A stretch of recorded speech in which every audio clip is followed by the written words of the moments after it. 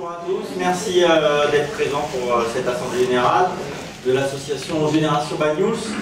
Je me présente pour ceux qui ne me connaissent pas forcément, parce que je suis président là par intérim depuis les élections, depuis avant la préparation des élections. Donc je suis Xavier Bismuth. Donc l'assemblée générale va se dérouler de façon suivante. On va traditionnellement, comme c'est indiqué dans le mail qu'on a envoyé pour les convocations, présenter le bilan d'activité 2013, ensuite on présentera le bilan financier et on fera une aparté sur l'état des finances actuelles à l'heure d'aujourd'hui et on fixera la cotisation pour 2014. Dans un deuxième temps, on discutera de façon un peu plus ouverte sur l'avenir de l'association et sur les objectifs ou les envies de chacun pour les années à venir, déjà les mois et les années à venir. Donc on parlera des jeudis d'association, du bulletin, du positionnement par rapport aux élections, du côté culturel, etc., etc. Et ensuite, on procédera au... D'abord, je vous remercie d'avoir répondu quand même assez nombreux à cette convocation de notre Assemblée Générale annuelle. Comme vous l'a dit Xavier tout à l'heure, l'année 2014 est un peu particulière dans la mesure où ça a été l'année des élections municipales. Donc nous avions un certain nombre de ceux qui étaient dans le conseil d'administration des années précédentes choisi de participer à une liste à ces élections municipales. Et donc, pour qu'il n'y ait pas de confusion, nous avons en bloc démissionné du conseil d'administration et un conseil d'administration, enfin un bureau provisoire a été élu quand même. Et c'était Xavier, et donc je remercie Xavier d'avoir assuré pendant cette période cet intérim, même si l'activité de l'association a été non pas réduite, mais inexistante pendant cette période. Donc le rapport d'activité que je vous ai envoyé par mail ou que j'ai déposé dans vos boîtes aux lettres pour ceux qui n'ont pas d'adresse mail, portait sur l'activité de 2013, évidemment, puisque l'année 2014, ça n'était pas l'actualité. Donc cette année 2013, vous avez pu le voir, a été particulière puisqu'elle a été marquée par la préparation, le positionnement de l'association ou d'un certain nombre de membres de l'association par rapport à ces élections. Bon, le début de l'année, lui, je vous le marquais, a été conforme à une activité habituelle. Nous avons quand même, pendant toute cette année 2013, diffusé comme d'habitude 5 bulletins d'information à l'ensemble de la population, avec une particularité pour cette dernière année, c'est qu'il avait été mis en couleur avec une appellation différente, c'est-à-dire qu'on l'appelait le bulletin bleu, pour rappeler la couleur du papier qu'on utilisait précédemment. Et à cette occasion, je remercie quand même Xavier qui est à mon côté et qui est l'artisan principal de sa mise en œuvre, le travail que ça représente pour faire quelque chose de présentable. Je pense qu'il est un travail de qualité. Donc je pense qu'au nom de toute l'association, on peut le remercier pour ce travail qu'il a fait à propos de ce bulletin. Pendant cette période-là, nous avons aussi régulièrement réuni l'association de façon plus informelle, ce qu'on appelait les jeudis de l'association à Jean Jaurès, où là c'est plus des rencontres à bâton rompu sur l'actualité du moment. On a quand même eu des moments festifs, puisque cette année 2013, on a organisé trois grillades quand même, en été et à la fête des vendanges, qui est un moment particulier de convivialité, je pense, qui est apprécié par tout le monde. Donc je pense que ça, c'est une bonne chose, au moins c'est une réjouissance, et il faudra certainement continuer si l'association continue. Ensuite, l'activité habituelle de l'association, participer quand il se passe un événement quelconque au niveau local, nous étions présents. Donc la deuxième partie de l'activité de l'association, c'est un peu porté sur la préparation des élections municipales. Donc nous avons eu des rencontres avec un certain nombre de formations et le rassemblement que nous souhaitions ne s'est pas fait parce que,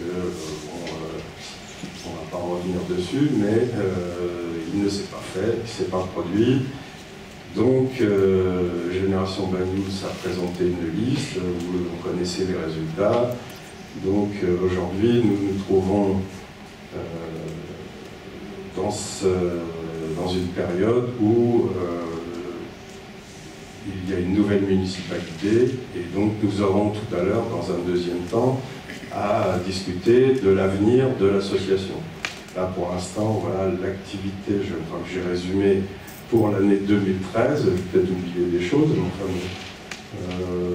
j'en profite pour remercier tous ceux qui, pendant toute cette période de ces 6 années, parce que maintenant l'association a 6 ans, donc on a travaillé depuis 6 ans à construire cette association. Elle est partie d'une vingtaine de personnes pour arriver à fin 2013 à 160 adhérents. Je pense qu'on avait fait un travail conséquent et tous ceux qui m'ont accompagné au conseil d'administration pour faire en sorte que cette association non seulement existe, mais perdure et accroisse son influence, son nombre. Je les remercie pour tout ce travail accompli pendant toute cette période. Je pensais que l'association étant indépendante, elle avait nécessité de conserver des élus, puisqu'elle en avait la fois précédente et elle en aurait probablement eu cette fois-ci.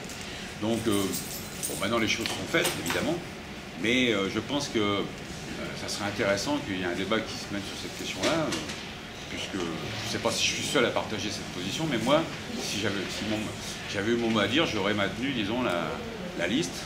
D'ailleurs, les résultats sont ce qu'ils sont, ce que tout le monde connaît. Et aujourd'hui, on se prive d'un point d'appui qui était quand même important, qui était celui des conseillers municipaux, qui ont pu, au cours de ces 6 dernières années, disons, appuyer. L'association n'avait pas vocation à faire de la politique. Moi, je l'ai dit à de nombreuses reprises. C'est peut-être l'élément qui nous a manqué. Probablement, si on fait un bilan aujourd'hui, une fois qu'il peut y en avoir, des qualités aussi. L'aspect politique n'a pas été pris en compte. Je parle sous le couvert, je dirais presque à carte, presque de ne pas enregistrer. Michel, cette discussion, on l'a eu quelques mois avant les élections. On avait demandé des soutiens, des accords politiques que nous n'avons pas obtenus. Bon, il a fallu faire avec. Il a fallu faire avec, mais on ne pouvait pas enterrer 6 ans d'action qui avait été menée par l'association Génération Banous, par les élus de l'opposition que nous avions été.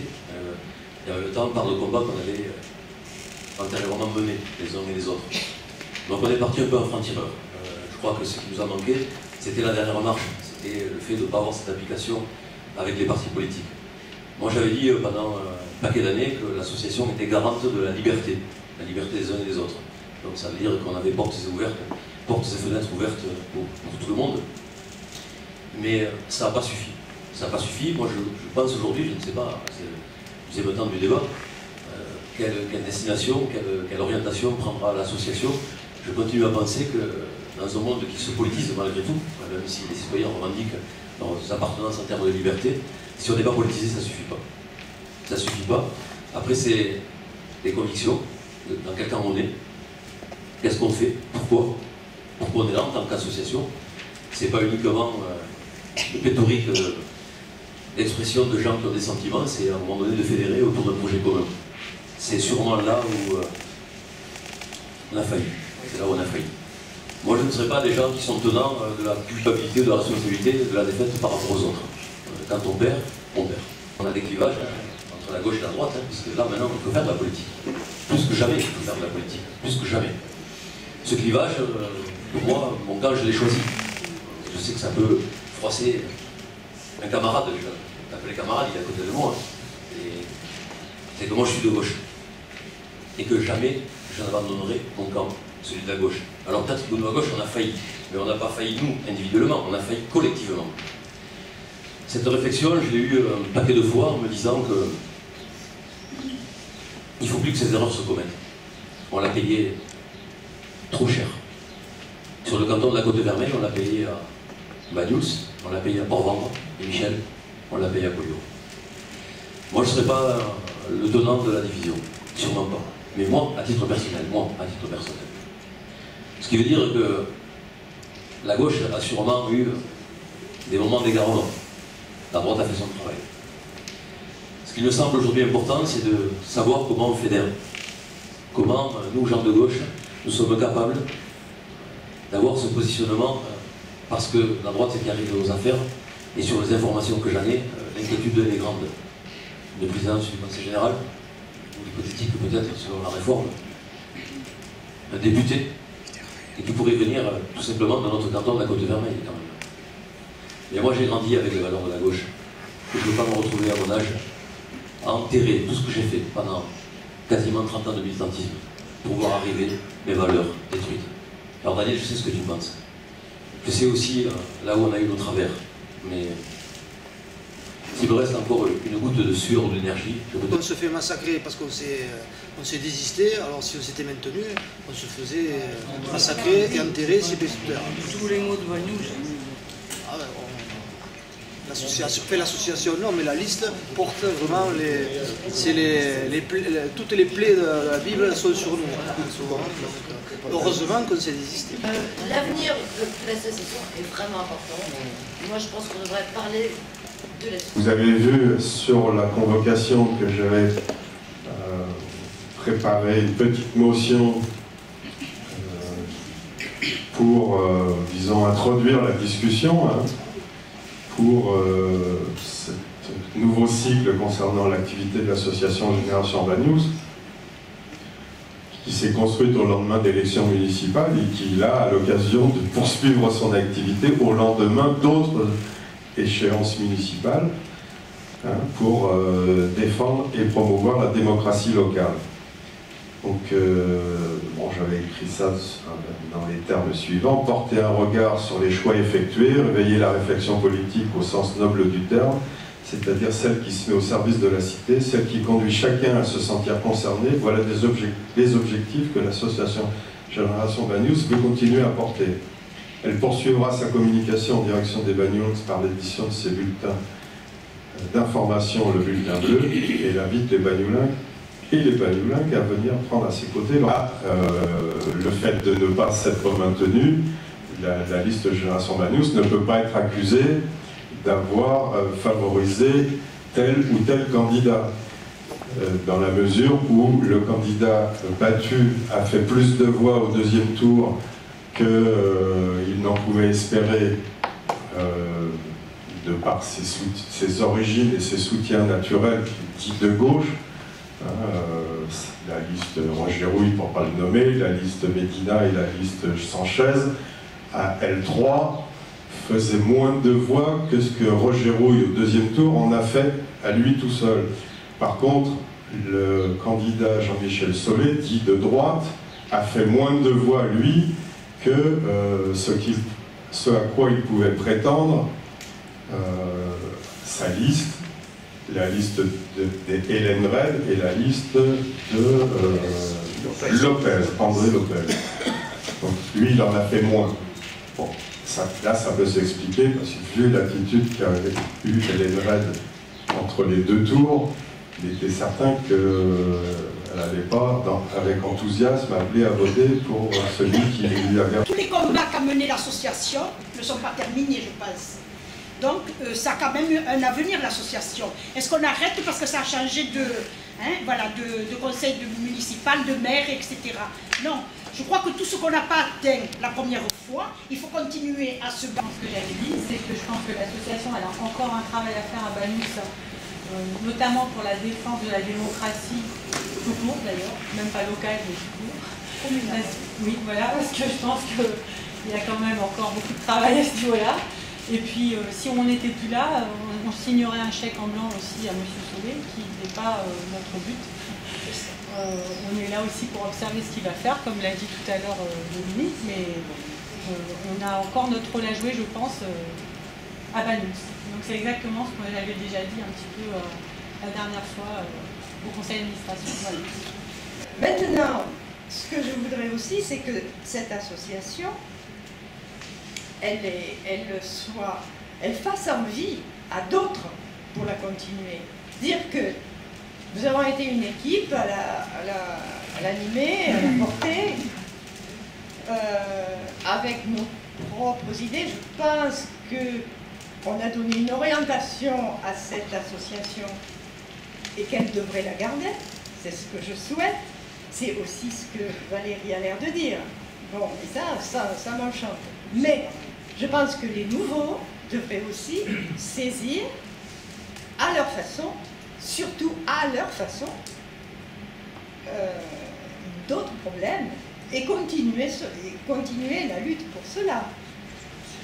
Et ce que je veux dire, c'est qu'il ne faut surtout pas se mettre dans un rail. Voilà, il faut que les nouveaux sentent... L'association, c'est pas seulement un regard critique sur ce qui se passe sur Banous, ok, il y a aussi ce moment-là, mais l'association devrait proposer des choses. Proposer, faire évoluer un peu ce qui se passe dans Banous.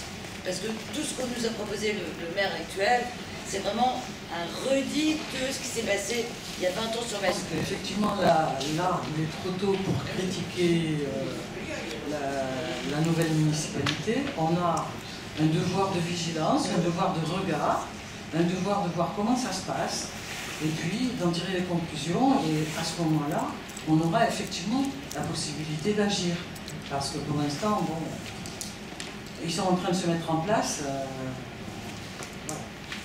Mais notre action, elle continue par le fait qu'on soit vigilant et observateur du respect de la démocratie. Alors moi, j'ai entendu quelqu'un dire le port c'est fini. Bon, je repars sur ce point-là parce que quand même c'est pas fini le port. Bon, j'ai mon compagnon qui a un bateau dans le port, les pontons ils s'écroulent. Enfin bon, il va bien falloir quand même y faire quelque chose au port. Et puis en plus,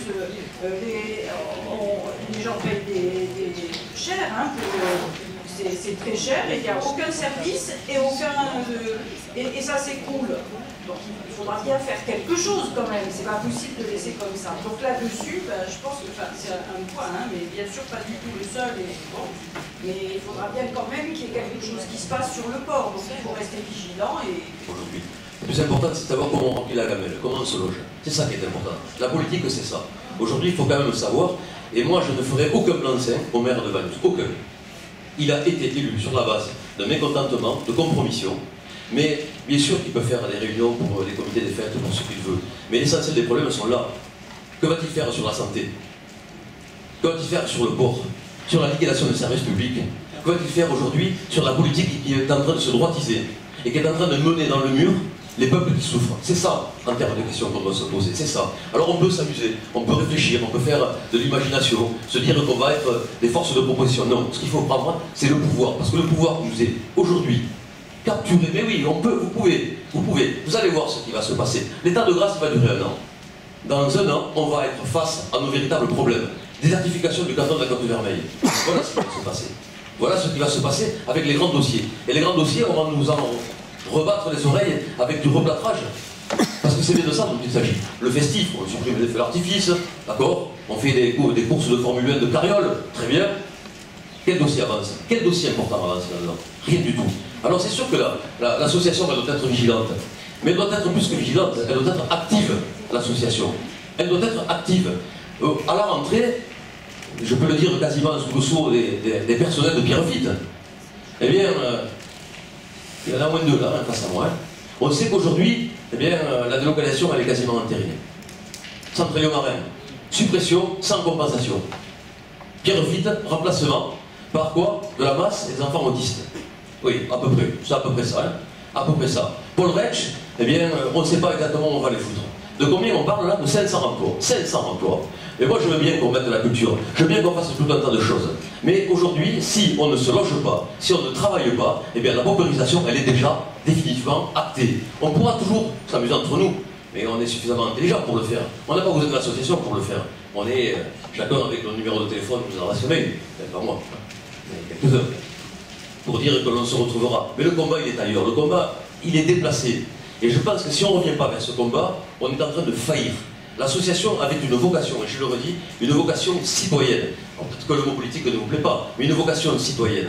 Et si on ne revient pas vers cette citoyenneté, vers la défense des gens aujourd'hui qui ont besoin de nous, et moi je ne mettrai pas un seul sou aujourd'hui sur la municipalité magnolingue, composée par Jean-Michel Soulet et l'opposition, et je le dis aussi, par Roger, oui, je le dis. Et si profondément, moi aussi je suis de gauche, désolé Mickaël, il faut avoir à l'esprit quand même, parce que là on parle de Banyuls, puis on développe sur le canton, puis on parle des délocalisations de Perfit, mais alors Solé, bon, il est élu depuis 3 mois maintenant, peut-être qu'il ne s'est pas assez vite bougé les fesses, moi à mon sens il ne s'est pas assez vite bougé les fesses. Était-il préparé pour devenir maire? C'est ça la question.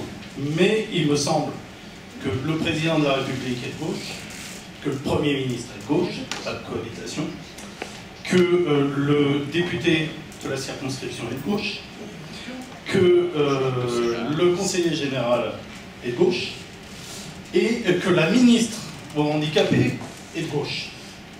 Alors, je veux bien, et ça m'emmerde de dire ça, je veux bien que ce soit la droite la coupable. C'est parce que, bon, pour moi, la démocratie communale, c'est pas simplement une formule. Aujourd'hui, tout le monde est pour la démocratie. C'est que la démocratie, ça correspond à des revendications précises. Patrick vient de parler de la question de la délocalisation des centres de santé. Je pense que dans le canton, en termes d'emploi, ça signifie quand même un certain nombre de choses. On pourrait parler des services publics, puisque petit à petit, ça disparaît, les bureaux de poste se ferment, le centre ferroviaire de Cerbère est liquidé, le fret est liquidé. Voilà, et la liste est très longue. Le collège est en décrépitude, il y a des classes qui ferment, bref, toute une série de choses qui touchent directement. Bon, on pourrait rajouter pour moi avec l'histoire du 3e quai qui n'a pas été fait, donc en termes d'emploi ça va aussi se converger. La viticulture, bien évidemment, avec les négociations en cours actuellement, ça va être... Bon, c'est vrai que si tout continue comme ça, il n'y aura plus de démocratie, puisqu'il n'y aura qu'un seul, ça sera le libéralisme le plus éhonté qui va imposer sa loi, et ici ça ne sera plus qu'un repère de bruit. On parle d'élections qui viennent de se passer, mais il n'est pas sûr qu'en 2020 il y ait des élections. On n'est pas sûr non plus qu'il y ait des élections cantonales en 2016, puisqu'on veut faire disparaître les départements. C'est-à-dire que là, tous les éléments de la démocratie politique, parce que là il s'agit de la démocratie politique, j'ai parlé tout à l'heure de la démocratie sociale, sont menacés. Et de ce point de vue-là, ce que vient de dire Dominique est très important. C'est pour ça que j'ai posé la question en introduction tout à l'heure. C'est qu'il n'y a pas véritablement d'opposition.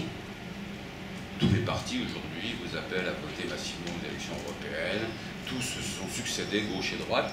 Et globalement, ils ont mené la même politique, sous le couvert des directives de l'Union européenne. Puisque le paquet ferroviaire, par exemple, qui a vu les cheminots en grève hier, c'est ni plus ni moins qu'une directive et l'ouverture du fret à la concurrence, l'ouverture demain des voyageurs à la concurrence et la disparition de centaines de gares, etc. et de milliers de postes de cheminots sous statut, remplacés par du personnel précaire, etc. On a vu ce que donnait la déréglementation du transport ferroviaire en Angleterre. Donc je crois que cette question de la démocratie, c'est s'ils veulent supprimer les communes, c'est parce qu'ils veulent supprimer la possibilité pour les citoyens comme nous de nous organiser pour ici empêcher la délocalisation des centres de soins.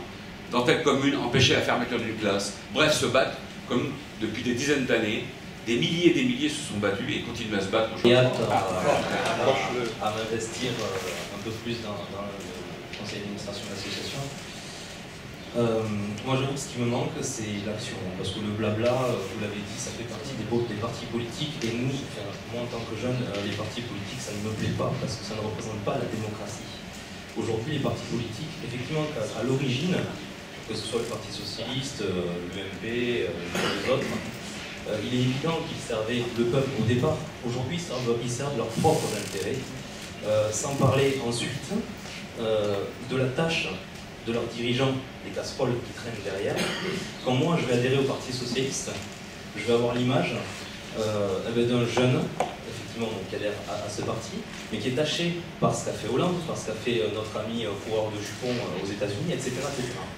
Ça, moi, je ne veux pas, parce que je suis libre et j'ai pas envie d'avoir cette image-là de moi. Nous, on a de la chance, avec Génération Banyuls, de pouvoir faire partir la volonté populaire avec cette association-là pour mener des combats tels que les établissements de santé ou d'autres, soutenir Michel Molly au canton, ce qui existe encore, ou d'autres encore. Mais de mener des combats qui sont concrets. Bien sûr qu'après, derrière, il peut y avoir de la culture, il peut y avoir d'autres choses qui peuvent intéresser les moins jeunes, peut-être, parce que c'est vrai que nous, on a plus envie de sport ou de sortie ou autre. Mais ça, ce sont des réalités, je suis désolé bien faire.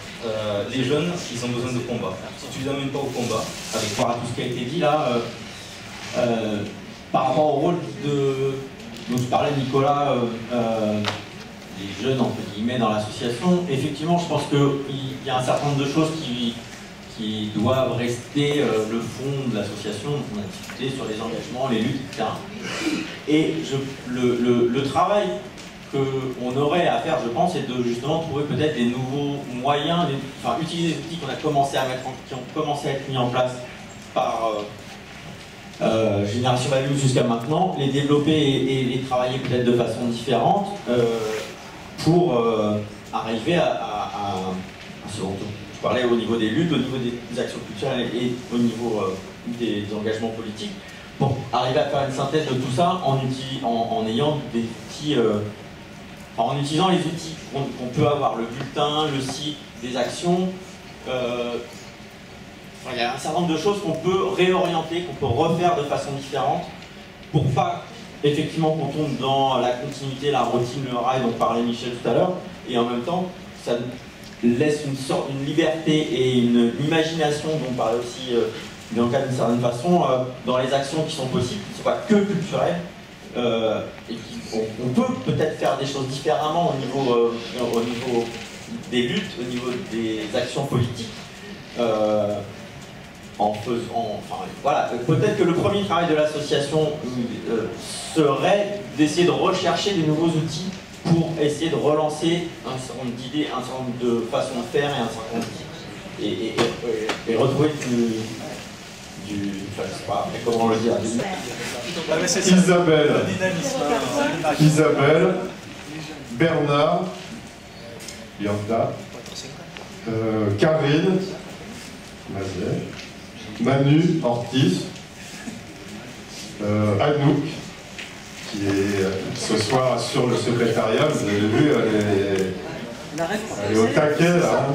Sylvie et Philippe Chat, Jean-Pierre Lesmarie qui jusqu'à maintenant a assuré la trésorerie, et c'est un gros travail, il faut l'en remercier particulièrement.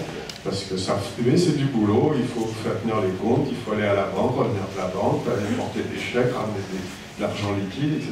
Et c'est du boulot. C'est le nerf de la guerre. Et l'argent est le nerf de la guerre, voilà, donc c'est un truc important. Alors, je m'arrête là dans les noms, parce qu'il y a des personnes qui n'ont pas été nommées, mais qui avaient gardé leur réponse pour plus tard, donc c'est le moment maintenant de dire si... Combien de membres Normalement, le conseil d'administration, selon les statuts, ne doit pas excéder 20 membres. Ah bon. Donc... Là, je crois que tu as nommé toute l'assemblée, là. Il a nommé toute l'association.